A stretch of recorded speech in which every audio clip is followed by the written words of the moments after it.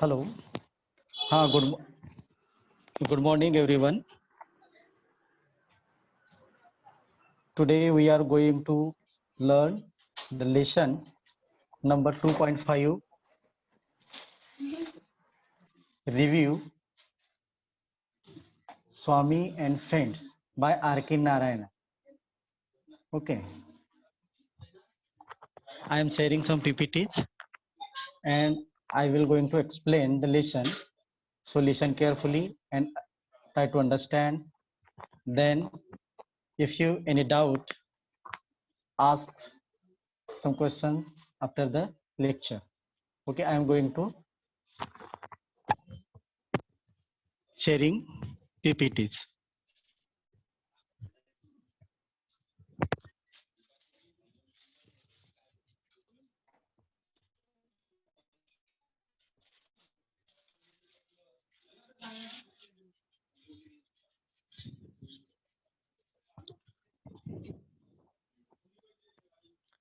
Book review Swami and friends by R K Narayan. ये जो lesson है बुक रिव्यू के बारे में है और इसके राइटर है आर के नारायणन।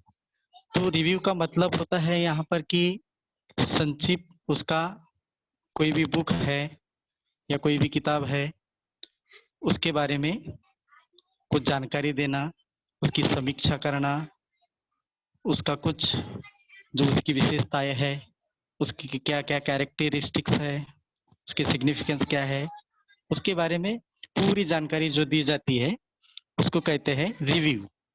जैसे कि आप लोग देखा होगा आपने कि न्यूज़पेपर जब पढ़ते हैं या देखते हैं तो मूवीज की रिव्यू आती है, मूवी यानी फिल्म की, तो उसमें स्टार दिए रहते हैं और स्टार के माध्यम से वो उस मूवी की रिव्यू किया जाता है। और एक दूसरी बात अगर कही जाए तो जैसे कि आप ऑनलाइन कोई प्रोडक्ट खरीदते हैं, जैसे हो गया मोबाइल, लैपटॉप, जो भी चीजें, तो उसमें वहां पर एक ऑनलाइन में रिव्यू सेगमेंट रहता है। तो इसका मतलब जो लोग पहले ले चुके रहते हैं वो चीज या वस्तु, कोई भी प्रोडक्ट, तो उसके बारे में वो अपना रिव्यू डालते हैं, लिखते हैं कि ये जो है वो कैसा है, उसका कैरेक्टरिस्टिक कैसा है, वो कैसा काम करता है, उसके बारे में। तो दैट इज कॉल्ड रिव्यू। तो हम इस लेसन में जो दिया है बुक रिव्यू करने का है और बुक का नाम है Swami and friends and writer is R K Narayan. So let's move to lesson. Lesson दिख रहा होगा, मैं स्क्रीन शेयर कर रहा हूँ। स्वामी एंड फ्रेंड्स इस बुक का नाम है। यहाँ पर बुक भी दिख रही है, जो दिख रहा है उसका page are K Narayan Swami and friends. वहां पर एक बच्चा है, वो आपकी उम्र का वैसा, और इसके राइटर है are K Narayan. Okay, let's start. Little bit about the book. तो ठीक है, बुक के बारे में भी देखते हैं लिटिल बिट, थोड़ी सी जानकारी, उसका रिव्यू क्या दिया है, क्या है, समझते हैं थोड़ा। Anything I mention about the book can be mistakenly understood as spoilers, so I would rather give a glance into the book without mentioning any events or plots of the story. The writer says that अगर anything I mention about the book, अगर मैं यहाँ पर कोई mention के book के बारे में कुछ मेंशन करता हूँ, सूचित करता हूँ या बताता हूँ, can be mistakenly understood spoilers. या देखो वो वर्ड्स को अंडरलाइन किया गया है, वो स्पॉयलर्स, तो वो ऐसा समझा जाएगा गलती से स्पॉयलर्स है। ठीक है, स्पॉयलर्स का मतलब मजाक, किरकिरा करना या कोई भी किसी बात को पूरे तरीके से पहले ही बता देना, तो उससे क्या हो जाता है, मजा निकल जाएगा उसका।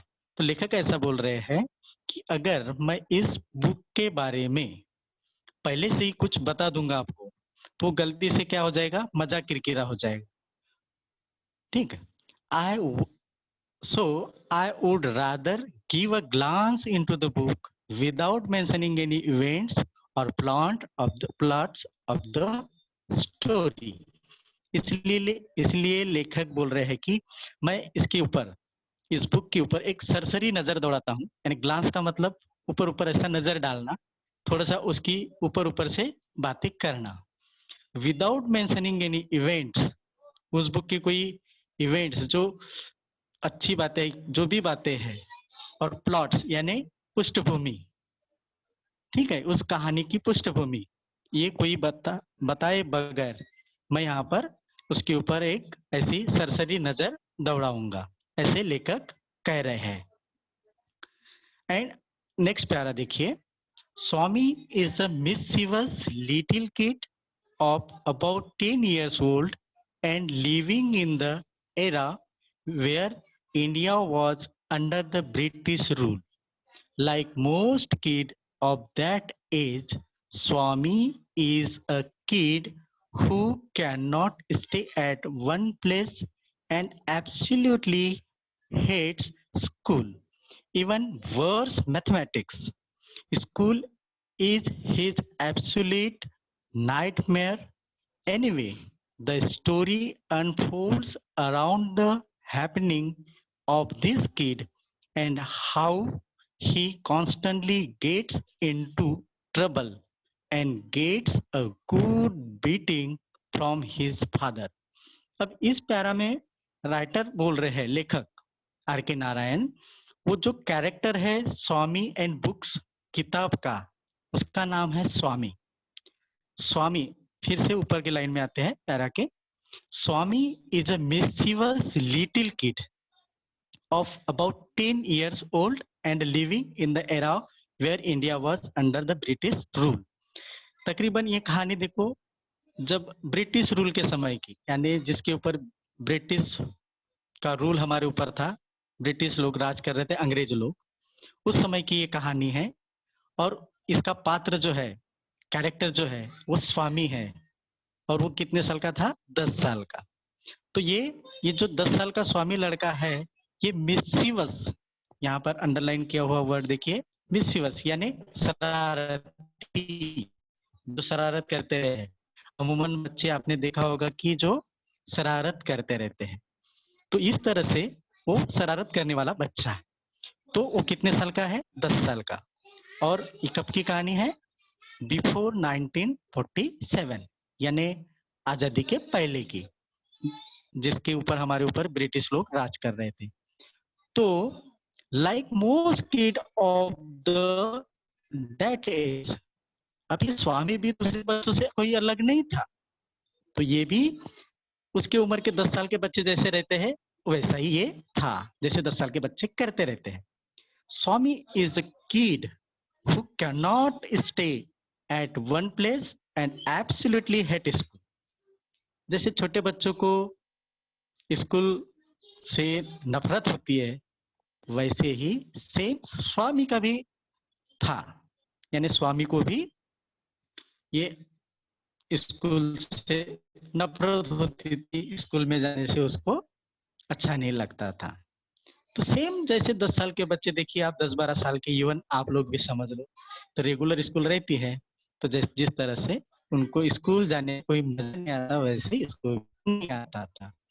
और उसके साथ साथ में उसको स्कूल जाने का तो हिट था ही, तो व्हेन वर्स मैथमेटिक्स, स्कूल से ज्यादा तो मैथमेटिक्स से ही उसको गुस्सा आता था, यानी नफरत ही समझ लो, क्योंकि वो मैथमेटिक्स में अच्छा नहीं होगा, इसलिए। Next line, school is his absolute nightmare. अब यहाँ पर नाइटमेयर का मतलब दिया है, देखो राइट साइड में, nightmare a very frightening experience, what is the most striking quality of 10-year-old स्वामी। अब इसमें दिया है नाइटमेयर का मतलब बहुत ही डरावना अनुभव। स्वामी के लिए स्कूल जाना, मैथ्स के सवाल हल करना, ये सब बातें बहुत ही डरावने उसके लिए अनुभव थे, यानी स्कूल उसके लिए अच्छा नहीं लग रहा था उसको।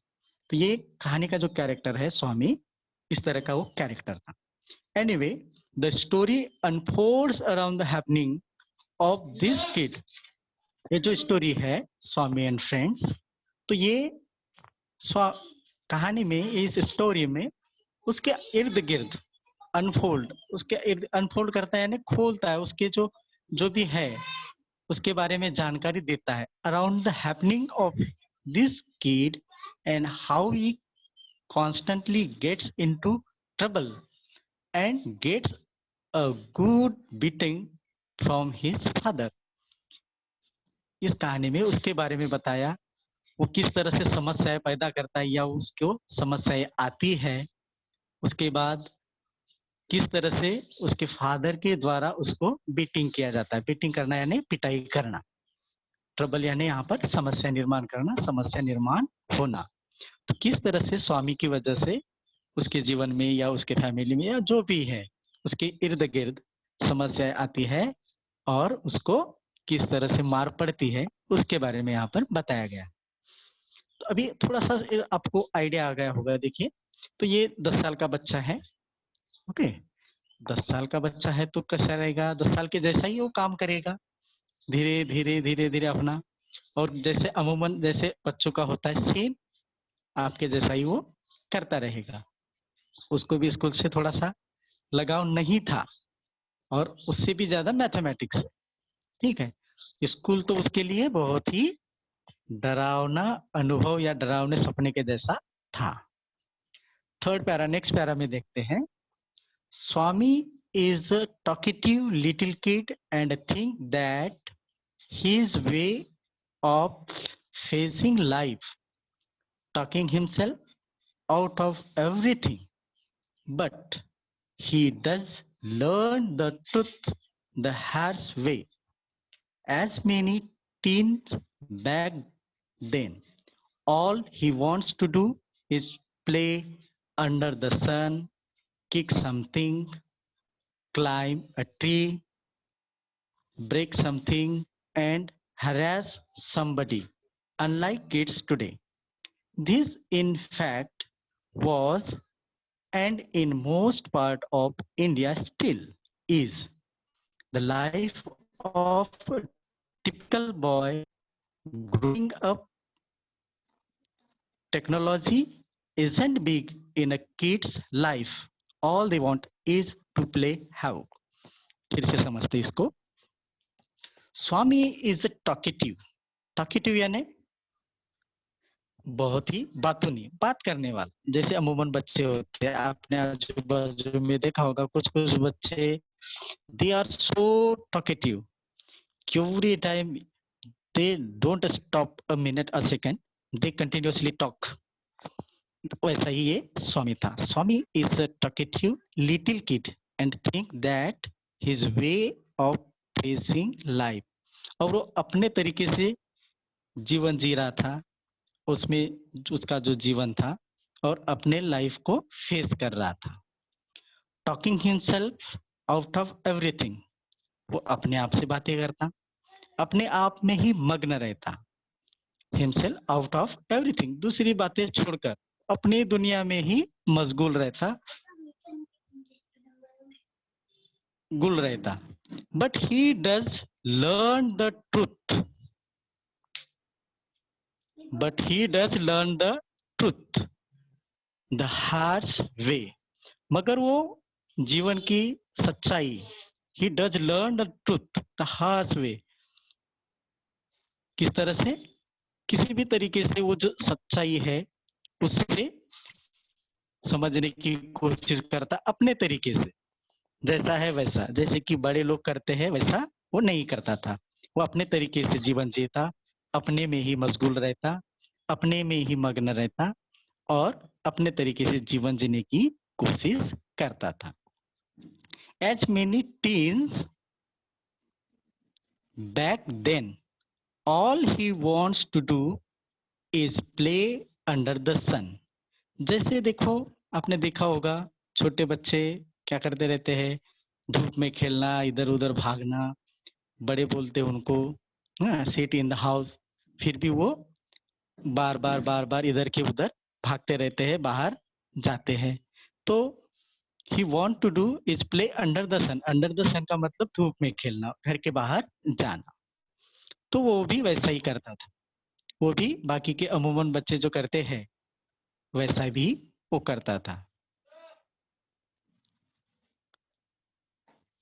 Kick something, climb a tree, break something and harass somebody.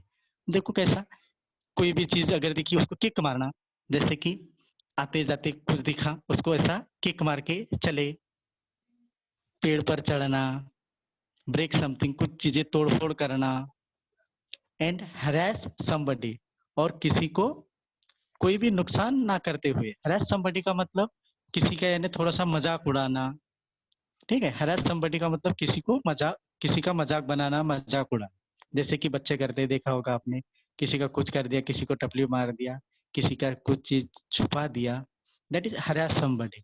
Harass somebody ये होता है कि किसी का मजाक करना, मजाक उड़ाना। तो इसमें क्या होता है, नुकसान नहीं, उसकी जो इंटेंशन होता है, उसका इंटेंशन ये होता है कि किसी का नुकसान ना हो मगर मजाक किया जाए। तो ये सब चीजें जो बच्चे करते हैं, जैसे पेड़ पर चढ़ना, धूप में खेलना, किसी भी चीज को ऐसा किक मारना, लात मारना, किसी का मजाक करना, ये सब बातें स्वामी को भी बहुत अच्छी लगती थी और वो भी ऐसा करता था। जैसे दिया है ब्रैकेट में देखो, अनलाइक इट टुडे, आज के बच्चों में वो चीजें देखने को नहीं मिलती, क्योंकि अभी थोड़ा बदल गया है, सब बच्चे अपने अपने मोबाइल में होते हैं। पहले के बच्चे ऐसे ही बाहर खेलते थे, they have no technology, they have no mobiles, they have no laptops, हाँ means digital gadget they had not.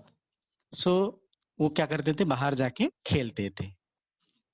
अब this in a fact was, और ये यही सच्चाई है, ठीक है, यही सच्चाई थी उस समय की, क्योंकि बच्चों के पास में दूसरे खिलौने नहीं थे, तो इसलिए वो ऐसे ही खेलते थे, बाहर जाते थे। was and in most part of India still is, अभी भी आज के भी समय में शहरों को अगर छोड़ा जाए तो जो रूरल एरिया है, most part of the India are countries, तो गांव के बच्चे, गांव में रहने वाले बच्चे जो है ऐसे ही खेल खेलते हैं, क्योंकि उनके पास में they have no toys and gadgets also, तो वो ऐसे सब चीजें खेलते हैं, ठीक है। The life of a typical boy growing up, यहाँ पर टिपिकल दिया है, टिपिकल का मतलब जैसा कि वैसा वो परंपरागत तरीके से बोलते हैं, तो यहाँ पर टिपिकल का मतलब दिया है टाइप, टाइप यानी प्रकार, तो वो एक टिपिकल टाइप का लड़का था, प्रकार का, यानी जो परंपरागत तरीके से खेलता था, ग्रोविंग अप, और इसी में वो बड़ा हो रहा था। Technology isn't big in a kid's life. All they want is to play havoc. यहाँ पर टेक्नोलॉजी isn't big, यहाँ पर एक शब्द टेक्नोलॉजी, ये सेंटेंस बहुत अच्छा दिया है, देखो आज का, और उसमें ये सीधा सीधा कंपेयर करता है उस समय का,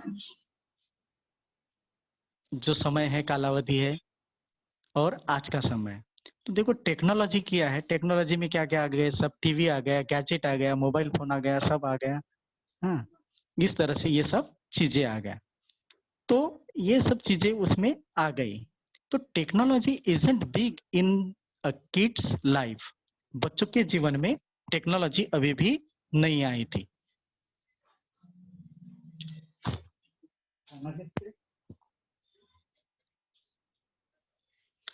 तो बिना टेक्नोलॉजी के ये बच्चे सब खेल रहे थे। All they want is to play havoc, और इस तरह से यहाँ पर टू प्ले हैवॉक दिया है, इसका मतलब देते हैं प्ले हैव मतलब to prevent normal function and causes damage. तो जो नॉर्मल फंक्शंस होते थे, वो जो भी फंक्शन करेंगे, कार्य करेंगे, बिना कोई नुकसान के वो अपना काम कर सकते, खेल सकते थे, खेलते थे, ठीक है। All they want is to play havoc, बिना कोई नुकसान, बिना कोई, इससे वो खेलते थे।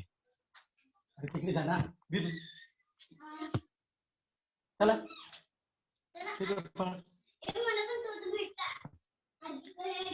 इन व्हाट वेज, नेक्स्ट प्यारा देखिए, यहां तक के समझ में आया होगा आशा करते, ठीक है।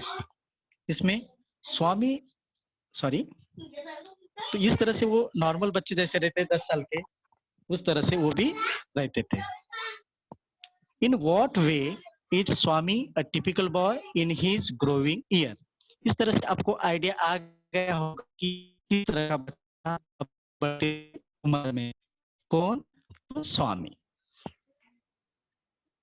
और वो किस तरह से बढ़ रहा था, इससे आइडिया आ गई होगी। आप अभी आज के समय में देख रहे हैं आपके आजू-बाजू में सब डिजिटल गैजेट है, आपको जैसे चुटकी बजाए सब काम हो जाता है, मिल जाता है, तो वैसा यह उनका समय नहीं था। ठीक है, आगे नेक्स्ट चलते हैं। In what ways is Swami a typical boy in his growing years? In this regards, Narayan gets deeply into the working of Swami, 10-year-old mind, explaining exquisitely how he thinks and what his perspective of the world is. The teach reader does feel like Swami and gets very attached with the character as the story progress. That's the magic of Narayan. अब इसमें देखिए लेखक उसके बारे में कैसा क्या बोलते हैं, देखो। In this regard Narayan gets deeply into the working of Swami's 10 years old mind. इस तरह से जो लेखक है आर के नारायण, ये उस बच्चे के माइंड में इस तरह से पढ़ लेते हैं, समझ लेते हैं बच्चों के माइंड को, और उनको यहाँ पर बुक में डिस्प्ले करना यानी लिखना, वो एक उनका एक मैजिक है। ठीक, यानी 10 साल के बच्चों के बारे में उनकी जो शरारतें हैं, आदतें हैं, उनका जो कैरेक्टर है, उनके जो क्रियाकलाप है, उनके बारे में यहाँ बुक में लिखना, ये दर्शाता है कि एक मैजिक के जैसा। तो ये लिखावट की उनकी एक विशेषता है, किनके? राइटर आर के नारायण के। और explaining exquisitely how he think and what his perspective of the is. तो इसमें दिया है वो बच्चे का एक नजरिया कैसा है। ठीक है, एक्सक्यूज का मत दिया है इन प्लेसिंग वे, बहुत ही खुशनुमा, हंसी मजाक हल्के, इसमें उसकी जो सुंदरता, बहुत ही सुंदर तरीके से लेखक इस बच्चे के माइंड को पढ़ते हैं और समझते हैं और अपने बुक में लिखते हैं। तो ये उनकी लिखावट की एक बहुत ही सुंदर तरीके से एक सुंदरता है, एक जादू है। और इसमें ये बताया है उन्होंने कि जो स्वामी जो बच्चा है उसका दुनिया को देखने का पर्सपेक्टिव यानी नजरिया, नजरिया कैसा होता है वो इस किताब में बखूबी तरीके से लेखक लिखते हैं। तो इसका श्रेय तो लेखक को ही जाएगा, राइटर को, because he use very simple language, simple words and very skilfully write the character about the character Swami. इस तरह से the reader does feel like Swami and gets very attached with the character as the story progress. जैसे जैसे ये story progress होती है तो जो रीडर है, पढ़ने वाले, तो उस कैरेक्टर के साथ अटैच होते जाते हैं। और कैरेक्टर कौन है यहाँ पर? स्वामी। तो स्वामी के साथ में अटैच होते जाते हैं, कैरेक्टर पसंद आता है। अमूमन ये भी होता है देखा जाए तो कि आप लोग भी कोई बुक पढ़ते होंगे तो वहाँ का कोई स्टोरी हो, कोई नॉवेल्स हो या कोई मूवी भी देखते हो तो वहाँ के जो कैरेक्टर्स होते हैं उसके साथ आपको अच्छा लगता है तो उसमें अटैच होते जाते हैं। As the story progress, that's the magic of Narayan. इस तरह से तो हम पढ़ते समय स्टोरी के साथ में अटैच होते जाते हैं, कैरेक्टर भी अच्छा लगने लगता है। तो ये सब किसकी वजह से होता है? द मैजिक ऑफ नारायण, यानी magic of writer are K Narayan, क्योंकि उन्होंने लिखा ही बहुत अच्छे तरीके से है और उसका कैरेक्टर जो है, कौन सा कैरेक्टर? अपना स्वामी कैरेक्टर, उसको इस तरह से यहाँ पर डिस्प्ले किया है, उन्होंने प्रस्तुत किया है कि हम उससे जुड़ते चले जाते हैं और अपने को अच्छा लगने लगता है। तो यहाँ तक के ये बताया इसके बारे में, तो कैरेक्टर स्वामी कितने साल का है? देखो यहाँ पर कैरेक्टर एक कौन आया है? स्वामी। और कितने साल का है? Near about 10 years old boy and he is very mischievous. और जैसे बाकी के लड़के करते हैं वैसा भी ये भी करते रहता है, खेलना कूदना वगैरह। जस्ट लाइक अभी आगे बुक के बारे में देखने जाते हैं, थोड़ा सा समझते हैं। देखो, significance of the book. Book की विशेषता। सिग्निफिकेंस का मतलब होता है विशेषता, उसका जो कैरेक्टरिस्टिक्स है बुक का, वह उसकी क्या खासियत है उसके बारे में देखेंगे। कौन सी बुक? अपनी स्वामी एंड फ्रेंड्स, जिस बुक की हम रिव्यू कर, ठीक है। रिव्यू का मतलब मैंने समीक्षा करना। अब देखो बुक के बारे में सिग्निफिकेंस देखते हैं क्या है। Swami and friends by R K Narayan is not merely an interesting read that could be enjoyed from top to bottom, but the work attributes a lot of literacy values even if it is a teen book. अब ये जो book है are K Narayan द्वारा लिखी गई, बहुत ही interesting है पढ़ने के लिए, और इसमें मजा भी बहुत आता है शुरुआत से अंत तक। जब हम पढ़ना चालू करेंगे तो टॉप टू बॉटम ये बहुत ही अच्छी बुक है, हमको बहुत मजा आएगा और इंटरेस्ट भी आएगा। और इसमें एक there are so many lots of literary values, साहित्यिक वैल्यूज है इस बुक में। ऐसा नहीं कि बच्चों के बारे में है तो एकदम से ऐसी ऊपर ऊपर लिखी गई होगी, ऐसा नहीं है। तो इसमें बहुत सारे लिटरेरी वैल्यूज देखने को मिलेंगे, जैसे कि अच्छी लैंग्वेज, अच्छे शब्दों का इस्तेमाल, इसमें से कोई कुछ मोरल भी मिलेगा, ठीक है। That is literary values. Literary values यानी साहित्यिक जो वैल्यू होते हैं वह इससे मिलते हैं, जो साहित्य में होना चाहिए, जो साहित्य हमको अच्छा पढ़ने के लिए मिलेगा। तो इसमें ये वैल्यू से क्या होगा अपने को, ये भले ही टीन बुक हो, टीन का मतलब जो बच्चे होते हैं 13 से लेकर 19, दैट इज कॉल्ड टीन। तो ये टीन बुक है, बच्चों के लिए बुक है। बच्चों के बुक होने के बावजूद भी इस बुक से हमको लिटरेरी वैल्यूज मिलते हैं। अभी लिटरेरी वैल्यूज मिलते हैं, मैंने बताया कौन कौन से हैं, जैसे कि अच्छी भाषा, हाँ, अच्छा ज्ञान, अच्छी समझ, अच्छा ग्रामर, हाँ, इस तरह से। और ऊपर से मोरल, मोरल। तो ये सब हो गए लिटरेरी वैल्यूज। इस बुक से हमको लिटरेरी वैल्यूज मिलते हैं, ठीक है। यहाँ तक के मैं समझता हूँ समझ में आता होगा, ठीक है। अगर नहीं तो बाद में पूछ सकते हैं। नेक्स्ट पैरा की तरफ जाते हैं, next slide.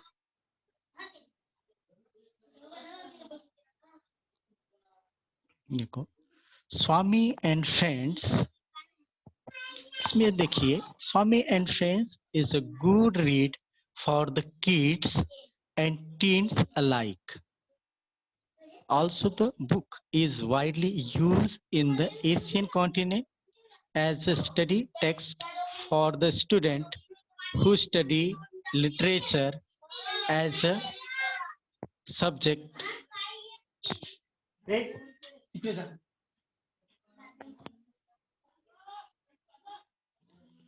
As a study text for the students who study literature as a subject at schools. This does not mean that the book is filled with heavy grammar and technical jargon. Actually, the truth is in a country to this. फिर से इसको समझते ये para को। स्वामी and friends is a good read for the kids and teens alike.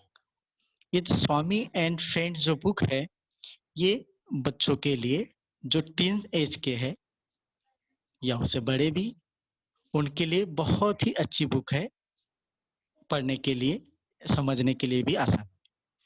Also, the book is widely used in the Asian continent as a study text for the student who study literature as a subject at school. और इस book को Asia महाद्वीप में, अपना जो Asia महाद्वीप है पूरे, इसमें इस महाद्वीप के अलग अलग देशों में उसके स्कूल के पाठ्यक्रम में एक लिटरेचर की बुक के तौर पर पढ़ाया जाता था या वहां के बच्चे पढ़ते थे. This does not mean that the book is filled with heavy grammar. इसका मतलब ये नहीं है कि अगर लिटरेचर में पढ़ते बोलते हैं कि लिटरेचर में थोड़ा बहुत ही हेवी लैंग्वेज, हेवी ग्रामर जो आसानी से समझ में नहीं आता है, ऐसी बुक्स होती है. मगर even this book in a course of literature in Asia continents countries, फिर भी इसमें क्या था, यहाँ का जो ग्रामर था, इस बुक की जो लैंग्वेज थी वो बहुत ही आसान और सरल थी. There was no heavy grammar and technical jargon. Technical jargon का मतलब यहाँ पर दिया ये है, इसको अंडरलाइन किया हो शायद में, कि इसका मतलब होता है ऐसी भाषा कि जो आसानी से किसी को समझ में ना आए, या ग्रामर बोलो या भाषा बोलो या शब्द बोलो, तो ऐसे ऐसे शब्द यूज करते हैं लेखक की जो सामान्य पढ़ने वाले व्यक्ति को समझ में नहीं आएगा. मगर ये इसमें बिल्कुल इस बुक में इसका उपयोग नहीं किया था. Actually the truth is in country to this. तो मगर इससे सत्य विपरीत है, यानी इससे सत्य अलग है. इसका मतलब यह है कि ये बुक बहुत ही आसान ग्रामर का यूज किया गया था इस बुक में, और कोई भी भारी भरकम ऐसे शब्द इसमें यूज नहीं किए गए थे ताकि ये आसानी से समझ में आए, फिर ये लिटरेचर की बुक होने के बावजूद भी. ठीक है, यहाँ तक के समझ में आया होगा. एकदम सिंपल तरीके से यानी समझेंगे तो देखा जाए तो ये बुक सादी सरल भाषा में सिंपल लैंग्वेज में लिखी गई थी, ना कि कोई भारी भरकम शब्द यूज किए गए थे, बड़े बड़े शब्दों का इस्तेमाल नहीं किया गया था. आगे देखते हैं next. Swami and friends is written in such a simple English, it is hard to imagine that it is a work of such a literary genius like R.K. Narayan. The English used in the book is both plain, simple, without any troubling words for the kids. Also, the use of simple and short sentences adds to the simplicity of the book. देखो यहाँ पर जो पहले बोले थे हमने वही भी फिर से आया है तो देखते हैं. Swami and friends is written in such a simple English. This book was written by R.K. Narayan. They use simple English, not a very technical jargon. There was no heavy grammar. हाँ, तो इस तरह से ये दिखाई दे रहा है. तो ये जो लैंग्वेज इसमें राइटर ने यूज किया था तो बिल्कुल सिंपल था, ताकि सामान्य से सामान्य बच्चा या सामान्य जो भी है पढ़ने वाला वो आसानी से समझ सके. And it is hard to imagine that it is a work of such a literary genius like R K. Narayan. और इससे ये समझ में आता है कि ये जादू जो है तो आर.के. नारायण जैसे लेखक के द्वारा ही ये ऐसा साहित्य का निर्माण हो सकता था. यानी उनके ये लिखने का या लिखने की शैली का ही कमाल है या जादू है. That is a magic of R K. Narayan. ये उनके लिखने में या उनके शैली में या लिखने के स्टाइल में ये जादू थी कि बड़ी से बड़ी बात भी बड़े आसानी से यानी सामान्य लोगों को भी समझ में आ सके. That is the genius, literary genius कहेंगे उसको, साहित्य के बहुत ही विद्वान. The English use in the book is both plain simple without any troubling. ये जो इंग्लिश यूज किया गया था इसमें बुक में, the use of English was very easy and simple and plain. Plain यानी सरल, सिंपल यानी एकदम सादा सरल सादी इंग्लिश, विदाउट एनी ट्रबलिंग, किसी भी दुविधा में न डालते हुए, कोई भी पढ़ने वाले को किसी तरह का परेशानी नहीं होना पड़ता था, परेशान नहीं होना पड़ता था। ऐसे इंग्लिश यूज किया गया था, वर्ड यूज किए गए थे। Words for the kids, also the use of simple and short sentences. इस बुक में जो सेंटेंस यूज किए गए थे बहुत ही सिंपल थे। The sentence were very simple and short sentence, sentence भी छोटे छोटे थे। हम कोई कोई इंग्लिश की बुक अगर देखते हैं तो ऐसा देखने को मिलता है, देखिए कि वहाँ के जो सेंटेंस है बहुत लंबे लंबे बड़े बड़े होते हैं। इस वजह से क्या होता है कि समझने में दिक्कत भी होती है, लैंग्वेज भी थोड़ी कठिन हो जाती है। इस वजह से आसानी से समझ में नहीं आता।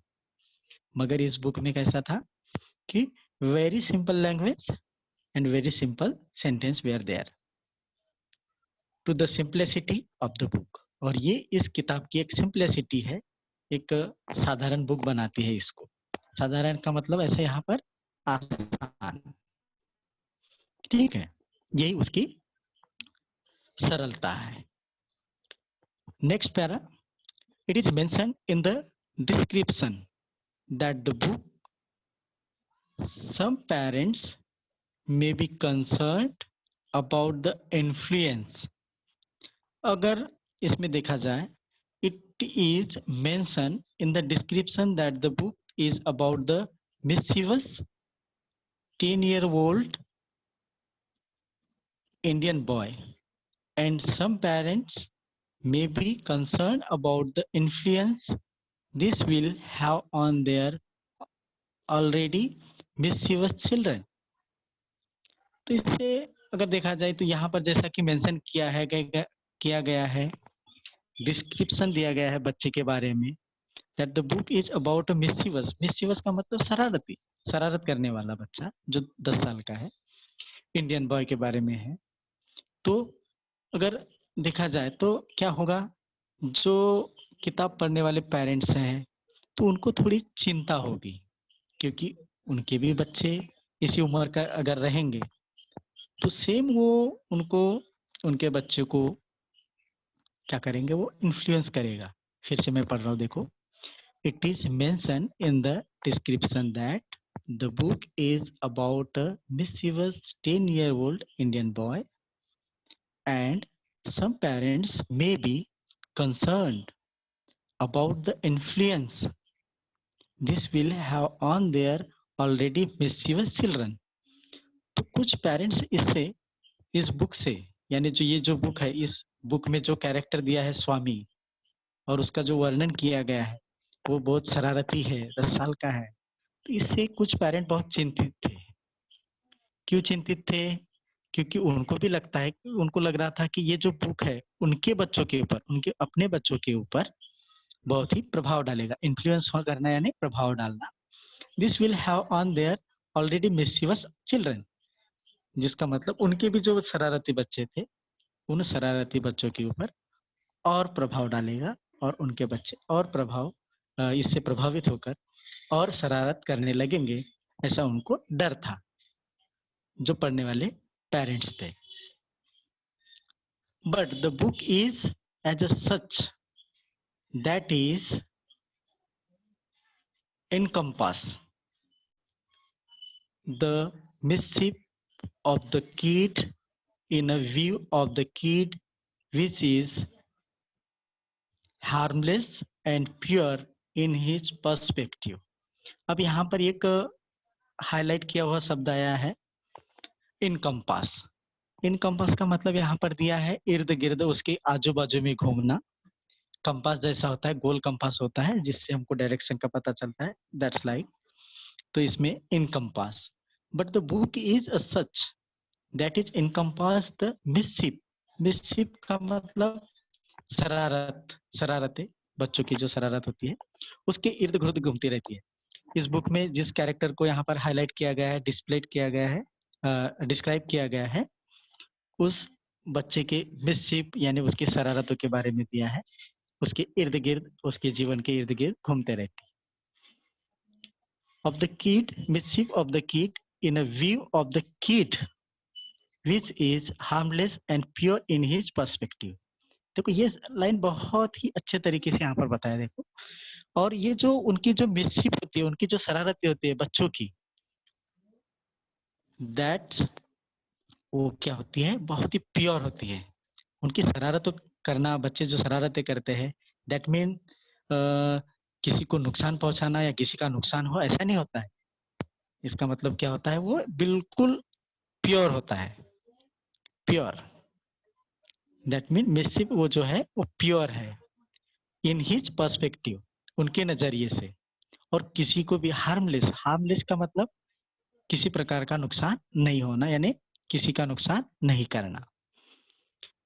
उनके नजरिए से देखा जाए बच्चे के, तो ये देखेंगे तो यहाँ पर ये पता चलेगा कि ये जो शरारत करते हैं बच्चे, ये क्या होती है, बहुत ही एक प्योर होती है, शुद्ध होती है। उसके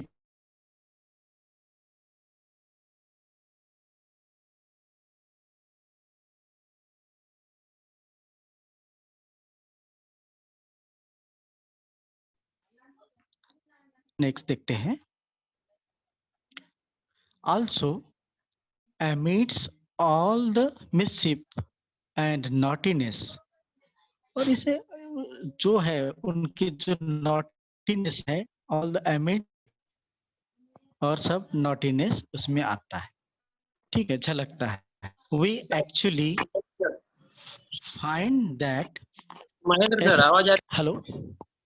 हाँ सर आवाज आ रही है आपको? यस सर, सर अभी यस सर आ टाइम रही होने है। आया है, बच्चों के क्वेश्चन ले हाँ लेते, हाँ 4 मिनट बचे। ठीक है सर। Okay sir, okay. तो नेक्स्ट मेरा नेक्स्ट पीरियड भी है, तो उसमें कंटिन्यू करूँ आगे हाँ हाँ, बाद में अभी ये सर। आगे जो दूसरा ओके पीरियड सर, होगा उसमें ये चलेगा कंटिन्यू करना आप। अभी यहाँ पर जो लेक्चर खत्म होने का जी। टाइम, तो क्वेश्चन आंसर ले लेते। जी सर। सेजल कनौजिया पूछो सर से क्या पूछना। Hello sir. हाँ पूछो। हाँ हाँ बोलिए अनस्टूड बोलिए, मतलब क्या होता है? कौन सा वाला, अंडरस्टूड, कौन सा अंडरस्टूड, बेटा? अंडरस्टूड। अंडरस्टूड यानी समझना, अंडरस्टूड यानी समझना, समझ में आना, समझना। फर्स्ट लाइन, फर्स्ट पैराग्राफ में था ना। हाँ हाँ गीतिका हाँ शर्मा। अंडरस्टूड, हाँ हाँ हाँ मतलब हाँ, क्या होता है? समझ में आना यानी समझ, सॉरी, कन्वेरिंग हाँ बोलो। क्या होता है? कन्वेरिंग कौन सी इसमें आया था, ये किधर? कन्वे, कन्वे का मतलब होता है मैसेज पहुंचाना, ठीक है। और रिद्धि सेंड विश्वकर्मा। कौन से इसमें लाइन? हाँ हाँ हाँ, सर एक एक करके, राइटर का एक फुल नेम क्या है? राइटर का पूरा नाम, ये यस इसका पूरा नाम तो हाँ मुझे भी पूरा नाम नहीं मालूम है, नेक्स्ट पीरियड में बताऊंगा, ठीक है। ये आर के नारायण है। मैं क्या बोलते पूरा नाम को नेक्स्ट पीरियड जो है 20 तारीख को उसमें बताता हूँ, ठीक है। खुशी शेख। और कुछ? हेलो, हाँ बोलिए। खुशी शेख इतना बोलो ध्यान बेटा। में रखिए कि ये बहुत ही रिनाउंड राइटर्स है अपने कंट्री के। He is a very famous and renowned writer of the English literature, okay. Neha Yadav. हाँ माइक चालू करके हाँ पूछो, नेहा यादव। बोलना। Hello sir. हाँ बोलो बेटा। सर टाइपिकल और sorry sorry, I didn't get your voice. Typical Nishu Nagesh. Nishu Nagesh. बोलो बेटा बोलो। माइक चालू कर बेटा नीशू। Good morning sir. हाँ गुड मॉर्निंग, पूछो। Good morning. लिटरेचर का मीन्स? लिटरेचर का मतलब होता है साहित्य, जो जैसे लिखा जाता है ना, तो वो साहित्य। इसमें जैसे कि मराठी भाषा में लिखा जाएगा, हिंदी में लिखा जाएगा, इंग्लिश में, अपने अपने भाषा में लिखा जाता है, साहित्य बोलते हैं। जैसे हिंदी में आप पढ़ते हो कि नहीं, संतों की या लेखक, बड़े बड़े लेखकों की किताबें जो लिखी जाती है, दैट इज कॉल्ड लिटरेचर, ठीक है। जैसे आप मंजू सिंह। हिंदी, हाँ मंजू सिंह। सर मतलब सर हाँ गुड मॉर्निंग बोलो। बोलो बेटा बोलो। मतलब सर हाँ इनकॉम्प्लेक्स, इसका मतलब क्या हुआ? मुझे ठीक से सुनाई नहीं दिया, सॉरी। अच्छे से बोलो बेटा। इनकॉम्प्लेक्स सा मतलब स्पेलिंग इनकम्पास, बोलो, इनकम्पास का स्पेलिंग। मतलब अच्छा, इनकम्पास, हाँ इनकम्पास का मतलब इर्द गिर्द, आजू बाजू, उसके जो, हाँ तो उसके आजू बाजू में इर्द गिर्द, अपने इर्द गिर्द बोलते हैं ना, that is encompass.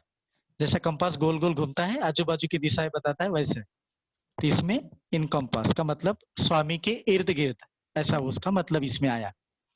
Bhumi okay, Suresh, भूमि। बोलो बेटा बोलो। डिम्पल मौर्य।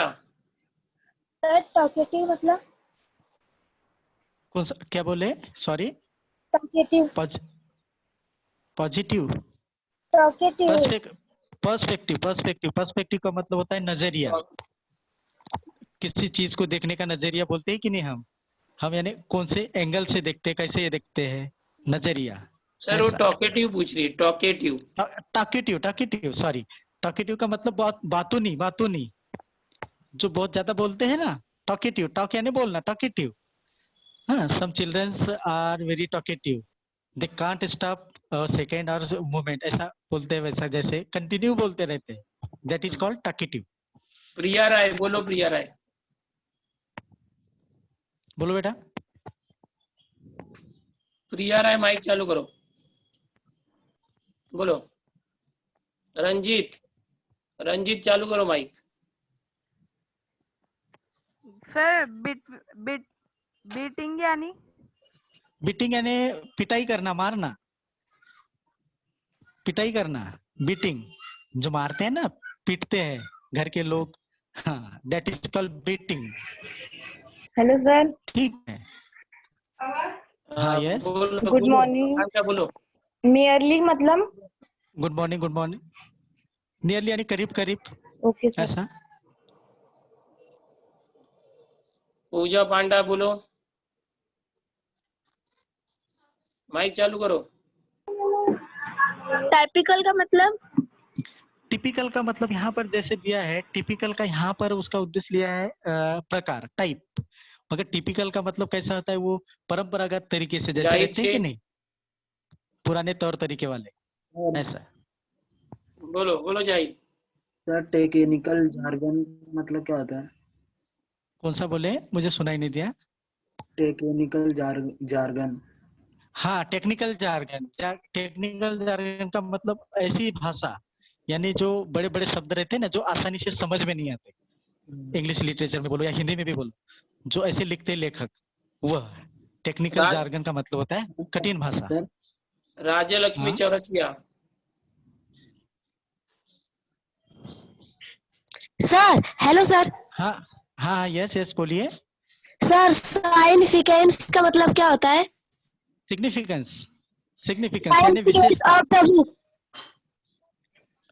हाँ सिग्निफिकेंस है बेटा वो, तो उसका मतलब होता है विशेषता, खासियत।